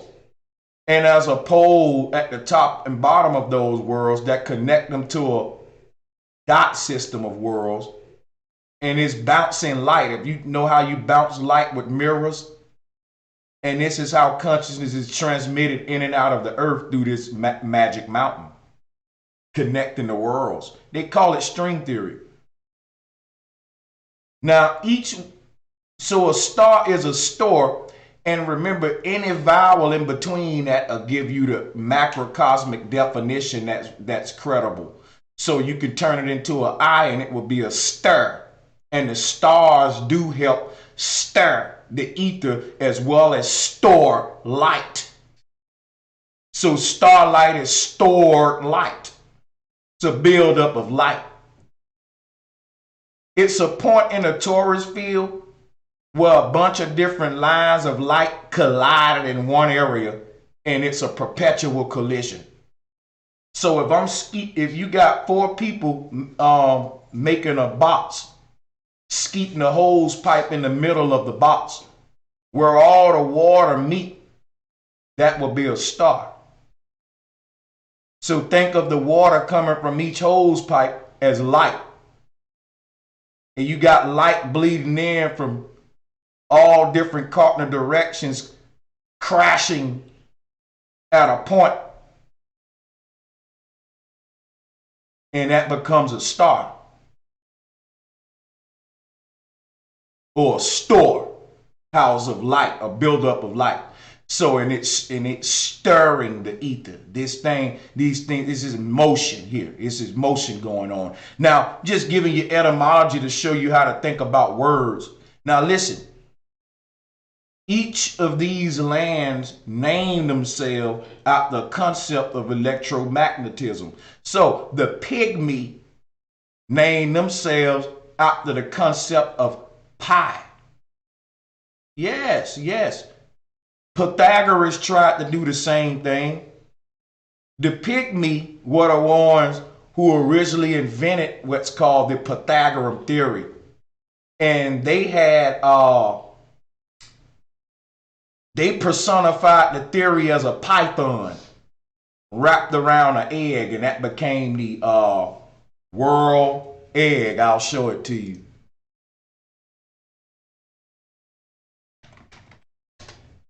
So the root word of python is pi, because the python shows you about constriction, contraction, how to squeeze the life out of something, and you know, all of that. So that's what's happening, contraction, expansion. And as it coils up around the egg, it splits the egg, slices it up. And that's what Mercator. So the snake is those black lines in Mercator's map. This black lines that's splitting this thing into a pie is turning. It's turning. And as it turns, it looks like a spiral, and it actually turns the world below. So the oceans are turning. And this was personified like this. So when you say pygmy, the root word of pygmy is pi.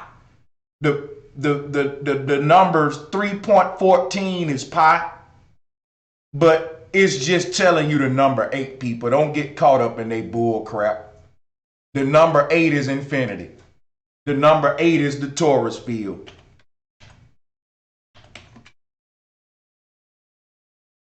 And we already went over that.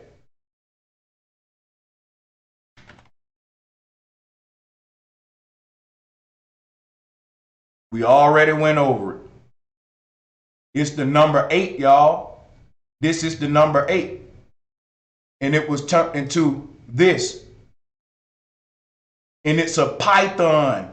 You say, Brother Sanchez, what kind of snake is the Ouroboros? Did you ever notice that? It's a python.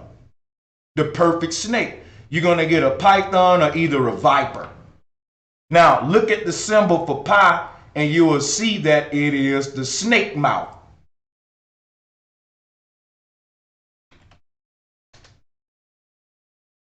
This is the snake mouth, y'all.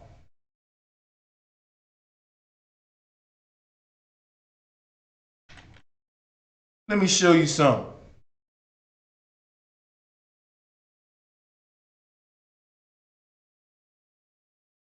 You see? The head of the snake, when he's biting, is a pie slice, y'all. It's very simple. It's very simple. It's more than one way to get to this math. Sacred geometry is the simplest way. You don't even got to add and subtract. You can just look at the symbols. That's the shortcut, y'all. They don't want you to know that. But this is pi right here. Pi is the viper, the snake's mouth.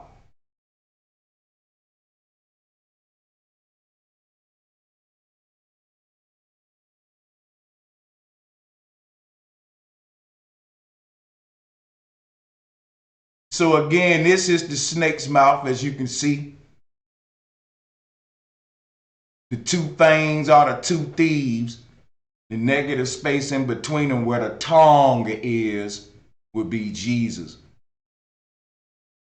The Ouroboros is a python, and the people who invented the concept, well, one of the concept of expressing this in the form of a snake were the pygmy people. The pygmy named themselves after their own spiritual science called Pi. The Westerners that invaded the pygmy land, like you see in this image, stole the concepts of Pi and the python and gave them to you in a dumbed down way called Pythagorean theory. But the truth is in the pygmy people or the pygmy people. All of these lands named themselves after a concept dealing with electromagnetism, and the first continent that we just discussed was the Pygmy land, and the second one that we're going to discuss is the one that's in the title. That's the Tartarian land, and we don't have to do too much discussing about the Tartarian land now, do we? Because when you talk about Tartaria, you're talking about the word tar. It's the word tor, which is the root word of Toronto. And the Toronto Raptors, their logo is a doggone dinosaur because that dinosaur represents your ancestors. I hope you don't mind my country voice. I'm just trying to have some fun here. This is my Buford voice right here. Shout out to Ricky Smiley. But the Tartarians are the Tortarians. They come from the Taurus territory. So instead of saying the Taurus people, they call themselves the Tortarians or the Tartarians. And you can see that connection of electromagnetism in their name as well as the Pygmy. The Taurus people were the Tortarians. Okay? They live near the tauric energy, the hyperboloid, near Taurus territory or Tartar territory. Taurus people were the Tortarians. I mean, hey, the giants. All right, the giants. Oh, excuse me. So the giants, if you look at the root word of the word giant, G-I, is C-H-I, which is a Greek alphabet as well.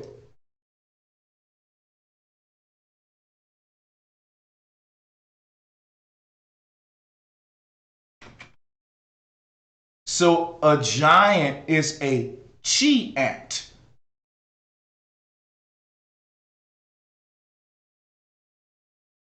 All right, this is the symbol for chi. When you say G, you're saying chi. This just represents spirituality, chi energy. So a giant is a C-H-I-A-N-T, a giant. The G is the spiral.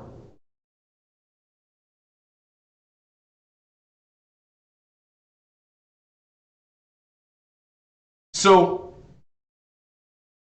every culture that we see surrounding this pole tend to have a connection to electromagnetism in its name because the study of electromagnetism was our original spirituality. And check this out, folks. People been naming themselves after their spiritual concept for generations. Why you think we call Christians Christians? Why you think we call Muslims Muslims? Whatever spirituality a people practice, they name themselves after that practice. If you're a Christian, you follow Christ. So before religions, we studied Taurus energy and we named ourselves after the spirituality that we had. So we called ourselves Pygmy people or Pi people, serpent people, Tartar people, turtle people. Magicians, because the root word of magician is magnetism, magi. Our true spirituality was the study of the ether or the study of electromagnetic energy. And that's why when we go back and study these ancient cultures, we find in their names coded are words that relate to electromagnetic energy, just like I'm showing you here. The Taurus people, the Tortarians, the Pygmy dealing with pi, the Giants dealing with chi energy. The root word of giant is chi. G-I is C-H-I, chi.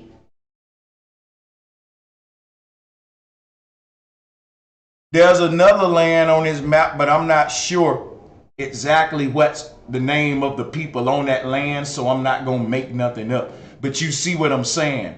If you can give me the name of this fourth culture, I guarantee you that in their name is a code that relates back to their spiritual practice of studying electromagnetism. So all of the ancient original, what they call the races that seeded ours, the races around the North Pole, all of them got names that are related to the study of the ether, because that was their spirituality. And we adopt names based upon our spiritual practices. So now that's it for today. That completes everything you pretty much need to know about the Tartarian Empire. And that completes our session today on the decoding of the Christ.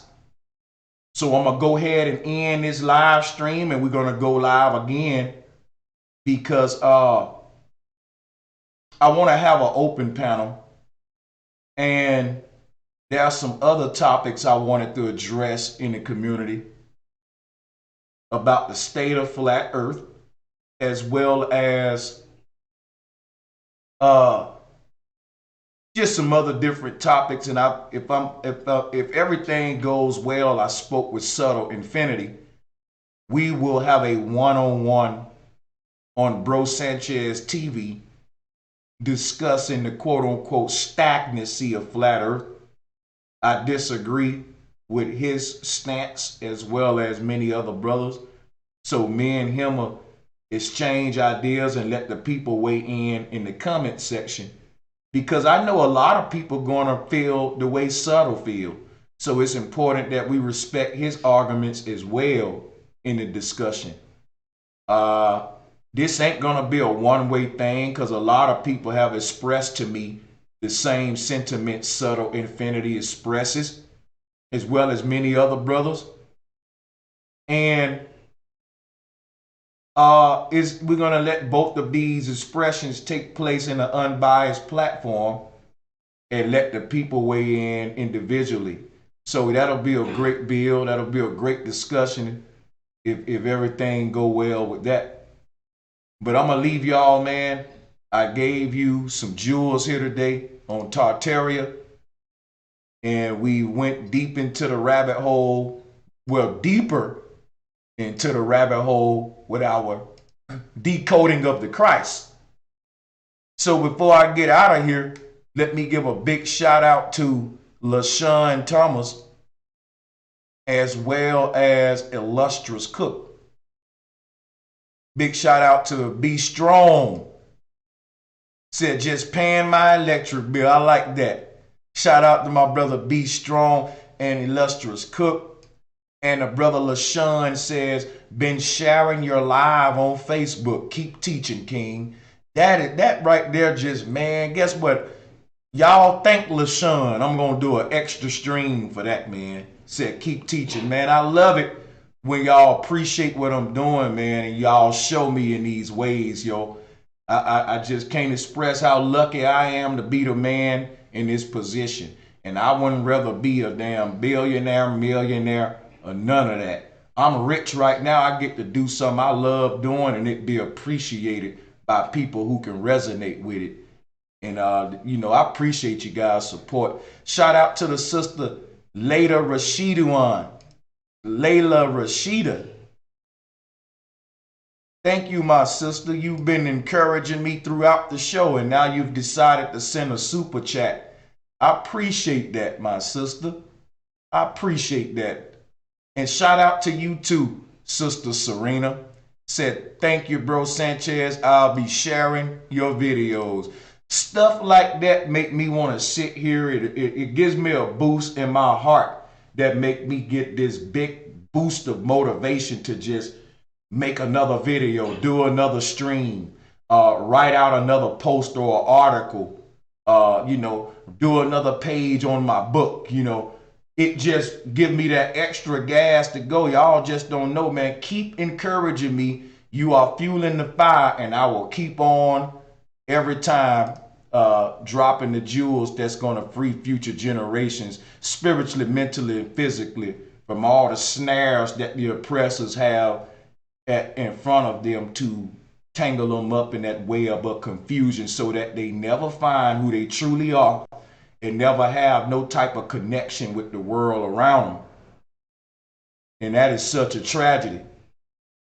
Because when you can't connect with that, you will connect through consumerism with everything that's self-destructive. All right? So you could be self-destructive or self-constructive. But that will be determined by your paradigm, unfortunately. Now, I'm going to get up out of here, guys. Again, a big shout out to everybody that sent in super chats, that donates via PayPal, Cash App. Big shout out to all of my Patreons.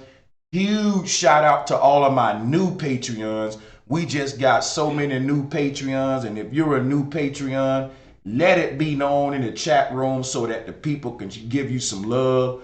One thing they're going to do is they're going to show Patreons love, because the people understand that pledging on Patreon is a big step. Whether it's $5 a month, $10 a month, however you want to do it, it says a lot. It says, hey, I'm gonna have this thing ongoing. It might not be much, bro, $5 a month, but I'm gonna contribute monthly, and that's a big step. So, because it's an ongoing thing that $5 will come out every month, something like that. So I just say I appreciate you, Patreons. We had a bunch of new patrons. I sent out free crystal gift sets to my new patrons, and that's exactly what I will be doing for all new patrons. I will be mailing those out today if you are a new patron. Thank you again for your pledge. And another thank you to all the people that gave the super chat donations. I see my brother Flat Plane Mr. P sending in that late donation saying nothing but flat love. And that's exactly what it is, my brother Flat Plane Mr. P. You always support me, and I want to thank you and your family. And I want to thank you all for your viewership and everything you do to help us grow. And I will see you guys later, because I have some free time. Today is Monday. We're going to try to do 2 more streams today, including the one with me and Subtle Infinity. And we're going to try to have an open panel for the community. Let people call in and hop on the Google Hangout panel. Pretty much discuss whatever you want to discuss. So have your topics and everything ready. And let me know by hitting the like button if you would even want me to have that open panel today. All right, get in the comment section. Let me know, yeah, brother, do that open panel. I will attend it. Let me know y'all gonna rock with me all day now, and I ain't gonna be alone. All right. Peace and much love. I love you all. See you later.